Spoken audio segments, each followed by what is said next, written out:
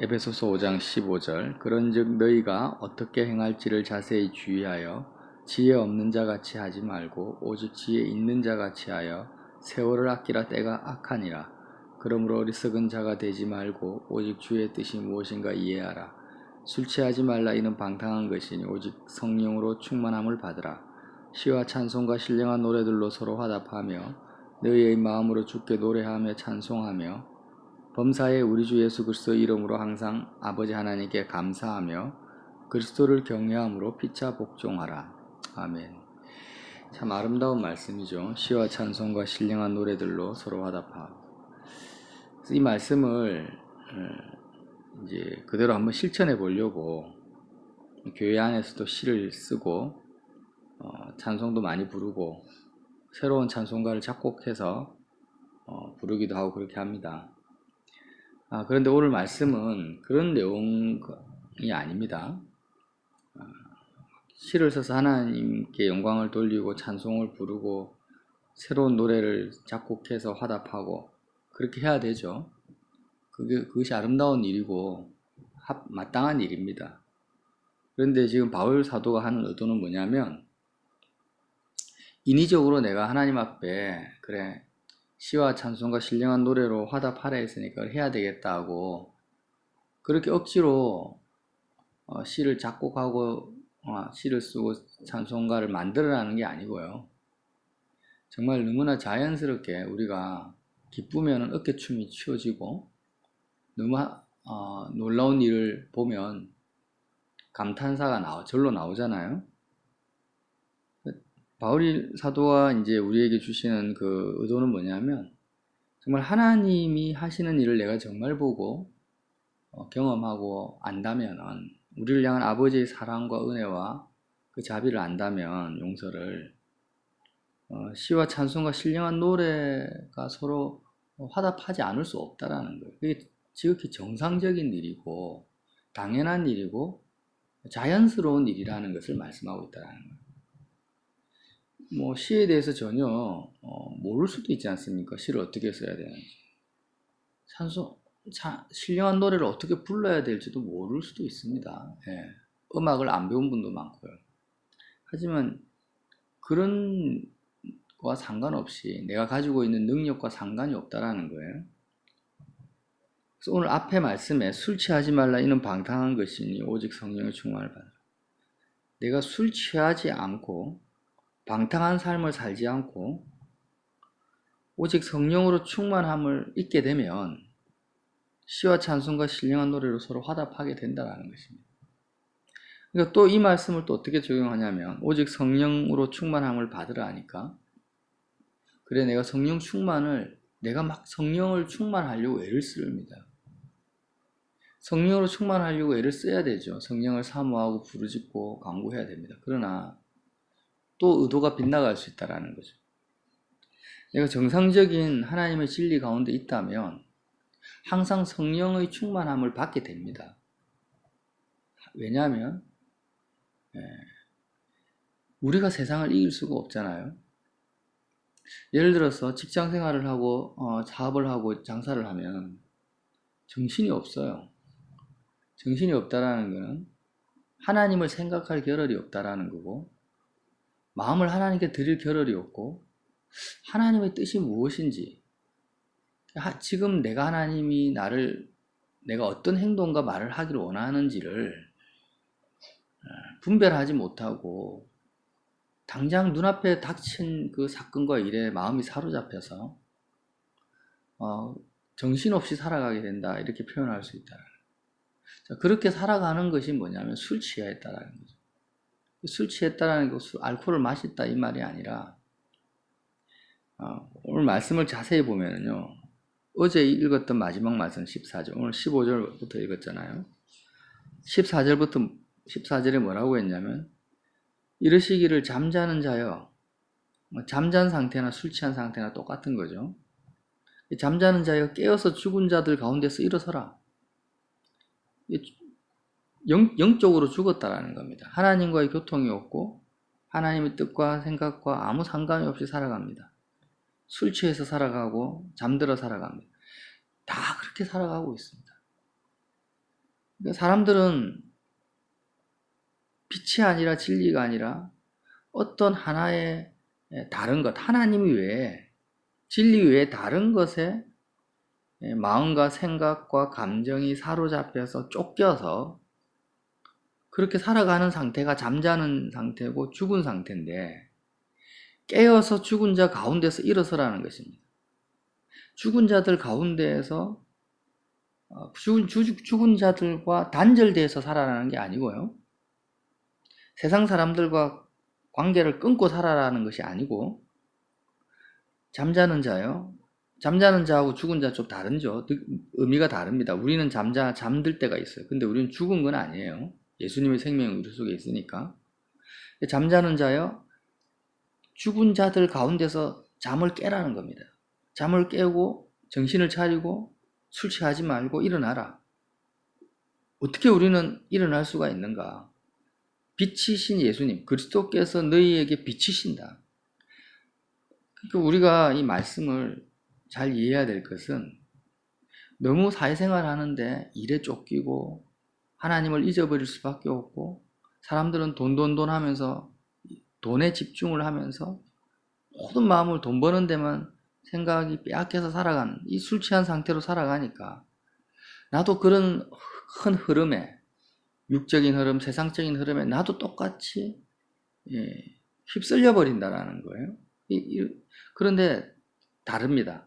세상 사람들은 죽었기 때문에, 영이 죽었기 때문에 그렇게 살 수밖에 없는 존재이고, 예수님을 영접하고 거듭난 하나님의 백성들은 그렇게 살지 않을 수 있어요. 아무리 급박하고 아무리 사람들이 나에게 많은 말들을 퍼부어도 나는 그들의 말과 행동과 상황에 휩쓸리지 않을 수 있다는 거예요. 깨어 있을 수 있다는 겁니다. 왜? 나는 죽은 자가 아니라 잠자고 있는 자이기 때문에 깨어나기만 하면 됩니다. 그리스도께서 지금 감옥에 있든지 풍랑 가운데 있든지 나와 함께 계십니다. 나와 함께 계시는데, 단지 내 마음이 세상에 사로잡히지 아니하고 나에게 계속 빛을 비추고 계시는 예수님께 마음을 드리느냐 안 드리냐, 그 예수님을 바라보느냐 안 바라보느냐에 대한 나의 문제지. 자꾸 우리는 어떻게 생각하냐면, 직장 상사가 나에게 이래 과정한 업무를 맡기니까, 이런 사건이 계속 발생하니까, 먹고 살아야 되니까 이렇게 깨어있지 못합니다 하면서 환경 탓을 돌리고 사람들을 탓합니다. 그리고 나 자신을 탓합니다. 난 연약하니까. 근데 성경은 그걸 말하고 있지 않습니다. 주님이 나를 비추고 계시고 나에게 주어진 모든 상황은요, 그게 어떤 상황이든지 간에 이제 결론적인 걸 말하는 거예요. 나 자신이 믿음이 없어서 그렇지 나에게 주어지는 모든 상황은 성령으로 충만할 수 있는 상황만을 하나님이 허락하신다라는 거예요. 내가 술에 취해서 정신이 없이 살아가는 그런 나 자신의 문제일 뿐이지, 하나님이 나에게 허락하시는 모든 상황은, 직장이든 가정이든 모든 상황이든, 그 상황 속에서도 주님은 빛으로 나를 비추고 계시고, 내가 그 상황을 통해서 하나님의 뜻과 음성을 들을 수 있고 성령으로 채워줄 수 있는 상황만을 우리에게 허락하신다는 겁니다. 이걸 믿어야 된다는 거예요. 지금 바울 사도가 말씀을 주실 때, 지금 너가 직장이 너무 힘드니까 직장 때려치우고 나와서 기도만 해라. 너가 만나는 사람이 너를 너무 괴롭히니까 그 사람과의 관계를 다 끊어버리고 말씀만 읽어라. 지금 이렇게 말씀한 내용이 없어요. 그 상황을 바꾸라는 것이 아니라 본질은 깨어나라, 일어나라, 술 취하지 말라는 겁니다. 그래서 15절에 그런즉 너희가 어떻게 행할지를 자세히 주의하여. 지금 그 너희가 처한 상황 속에서 어떻게 말하고 행동하고 마음을 어디에 둘지를 자세히 주의하라는 겁니다. 깨어있으라는 거죠. 지혜 없는 자 같이 하지 말고 오직 지혜 있는 자와 같이 하여. 지혜는 예수님이죠. 예수님이 없는 사람처럼 살지 말고 너는 연약하고 너는 능력이 없지만 지혜가 있다라는 겁니다. 예수님이 우리의 지혜 대신 예수님이 너와 함께 있다라는 것입니다. 예수님이 너와 함께 있는 그 상태를 받아들이고 예수님이 있는 자처럼 행하라는 겁니다. 세월을 아끼라 때가 악하니라. 이게 무슨 말씀입니까? 지금 세월을 아끼라는 것은 하나님이 우리에게 주신 모든 시간 하루하루가요. 성령으로 채워질 수 있고 하나님의 뜻을 분별할 수 있고 내가 사는 것이 아니라 나를 통해서 주님이 사실 수 있도록 나에게 주시는 은혜고 복된 기회고 시간이라는 거예요. 근데 그 시간들을 허비해버리지 말라는 거예요. 허비해버린다라는 것은 하나님의 뜻이 나를 통해서 이루어지는 것이 세월을 아끼는 건데 사람들은 돈을 많이 벌었느냐, 오늘 매출이 얼마나 일어났느냐, 아니면 세상에서 내가 무엇을 소유했느냐, 그것을 가지고 세월을 아꼈다 이렇게 적용을 하는데 그게 술 취한 것이고 잠자는 것이다. 우리는 이제 세상에 대해서는 죽었고 하나님에 대해서 살아있는 자이기 때문에 중요한 것은 세상 사람들 죽은 자의 관점과는 전혀 다른 생명이 있는 자로서 세월을 아낀다라는 것은 주님이 나를 통해서 오늘 어떤 일을 행하실까, 나 자신을 매 순간 번제물로 그리스도와 함께 십자가의 제단에 나를 내어 드리는 것입니다. 하나님을 더 가까이 느끼는 것이죠. 그게 세월을 아낀다라는 거죠.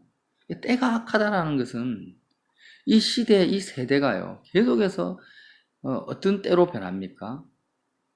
물질을 쫓아가고, 정욕을 쫓아가고, 자기 생각과 자기 주의 주장만을 쫓아가는 그런 것으로 굉장히 사람들의 마음을 사로잡아 버린다. 하나님의 뜻과 상관없이 어떤 가치관과 이데올로기와 사상과 특별히 물질 문명, 돈이죠, 돈. 모든 사람이 돈 하면서 하루의 시간을 오직 돈 버는 데만 마음과 생각을 다 투입시키도록 만드는 시대가 되었다라는 겁니다. 그런 게 더 강화된다. 때가 악하다라는 거예요.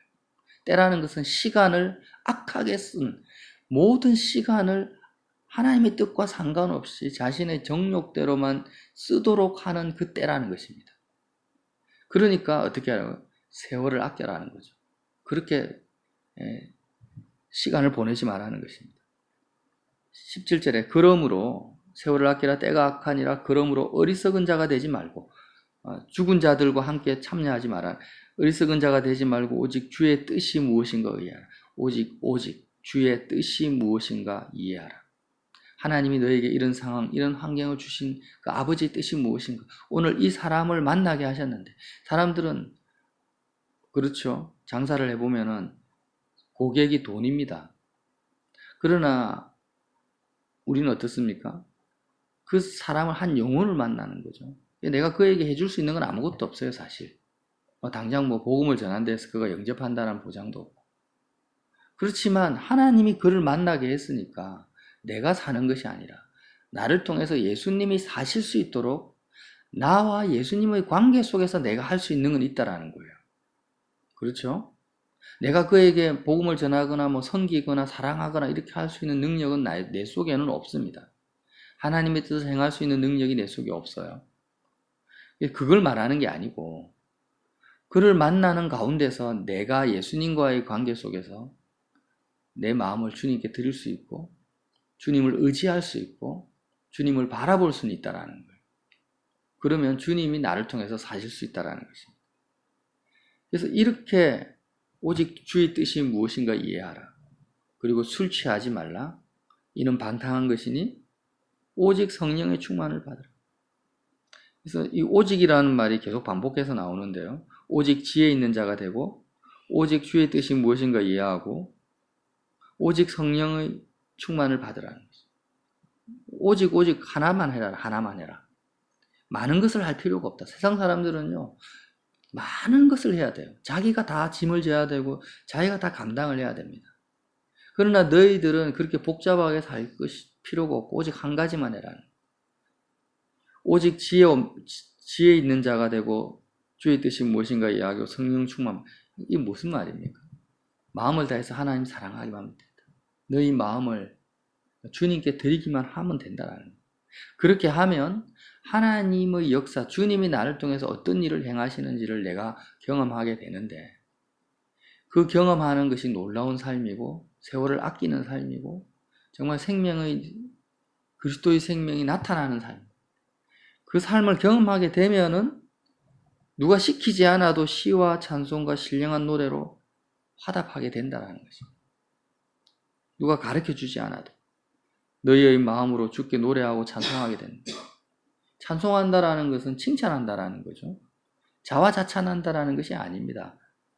하나님이 하시는 일, 주님이 하시는 기이한 일들을 내가 보고 경험할 때 주님을 칭찬하고 주님을 높이는 것이 찬송인데, 성령의 충만함의 결과는 찬송이라는 거죠. 주님이 행하시는 놀라운 일을 경험하게 된다는 거예요. 찬송할 뿐 아니라 범사에 우리 주 예수 그리스도의 이름으로 항상 아버지 하나님께 감사하게 된다는 거죠. 찬송과 감사가 나타나고 그리스도를 경외함으로 피차 복종하라고 또 나오는데, 이 말씀은 또 내일 연결되어서 나옵니다. 그래서 결론적으로 제가 과거에 잘못된 신앙생활, 치우친 신앙생활을 돌아보면은요, 자꾸 환경이 너무나 힘들고 휘몰아치니까 하나님을 생각할 수도 없고 붙잡을 수도 없어요. 그래서 자꾸 저는 그 환경에서 벗어나려고 애를 쓰고 수도사처럼 그렇게 살려고 했다라는 거죠. 때로는 그럴 필요도 있습니다. 너무나 힘들 때는 그렇게 해야 되지만, 그러나 상황과 환경을 바꾼다 해서 거기서 세상에서 내가 다 거룩해지는 게 아니에요. 성경에서 말하는 것은 마음이 도망쳐라. 마음이 너희의 환경을 바꾸려고 하지 말고 마음이 다윗처럼 나의 방패시오, 나의 산성이시오, 나의 피난처이신 그 예수님께로 도망가라는 것입니다. 또 어떻게 도망을 갑니까? 십자가의 길을 주님이 열어놓으셨어요. 우리의 마음이 어떤 환경 속에서도, 급박한 상황 속에서도 하나님께로 가실 수 있는 그 길을 주님이 열어놓으셨는데, 휘장을 찢어놓으셨는데, 그 길이 뭐냐면 십자가의 길이라는 거예요. 그래서 우리는 모든 상황 속에서 우리 마음으로 십자가의 길을 통해서 찢어놓으신 휘장을 통과해서 지성소까지 하나님께로 내 마음이 도달할 수 있는 그 길을 배워야 되고 가르쳐야 되고, 자녀들에게 그 훈련을 해야 됩니다. 그래서 하나님께서 그 훈련을 하라고 많은 상황들을 우리에게 허락하죠. 자녀를 만날 때, 손님을 만날 때, 사회 이웃 믿지 않는 불신자들을 만날 때, 아무 일이 없을 때, 아무 낙이 없을 때, 외로울 때, 그런 여러 가지 상황들을 우리에게 주시면서 모든 상황 속에서 눈에 보이는 상황에 술 취하지 말고 세상 사람들처럼 죽은 자처럼 살지 말고 마음을 하나님께로 마음을 드릴 수 있는 그 길이 뭡니까? 내가 그리스도의 죽음에 참여하는 거예요. 세상에 대해서 내가 죽어버리는 것입니다. 눈에 보이는 상황에 대해서 죽어버리는 거예요. 나는 이미 죽은 자, 나는 이미 세상에 대해서 죽은 자다. 세상 사람들은 왜 죽은 자입니까? 세상에 대해서 살아있는 자로 살거든요. 살아있는 자로, 세상에 대해서 살아있는 자로 사니까 그들은 죽은 자예요. 그러나 우리는 이미 세상에 대해서 죽은 자고 하나님에 대해서 살아있는 자기 때문에 죽은 자가 아니라 세상에 대해서는 잠자는 자라는 것이죠. 그래서 하나님에 대해서 잠자는 자라는 거죠. 그래서 이제는 나 자신이 십자가의 그 길을 가면, 마음이 그리스도의 죽음에 참여하면, 내가 이미 죽은 자라고 고백하면 잠에서 깨어납니다. 잠에서, 세상에 대해서 죽은 자가 되면 잠에서 깨어난다라는 거죠. 그리고 주님을 느끼기 시작하고 주님이 보이고 주님의 음성이 들리고 주님의 뜻이 분별되기 시작하면서 술에서 깨어나는 거죠. 그리고 하나님의 뜻이 나를 통해서 드러나기 시작합니다. 이 은혜가 이미 우리에게 주어졌다라는 사실을 담대하라. 내가 이미 세상을 이겼다. 주님이 세상을 이겼어요. 이겼는데 우리가 그 주님의 승리를 누리지 못하고 경험하지 못하는 것은 내가 항상 세상에 대해서 살아있는 자처럼 살기 때문이다. 세상을 이기지 못하는 이유는 세상에 대해서 살아있는 자로 사니까. 그래서 이 사실을 오늘도 명심하시고 한번 도전해 보시기 바랍니다. 정말 온전히 죽은 자로서 하나님께서 하나님에 대해서 살아있는 자로 어떻게 주님이 나를 통해 사시는지를 경험하는 복된 하루가 되시기를 예수님 이름으로 빌어드립니다.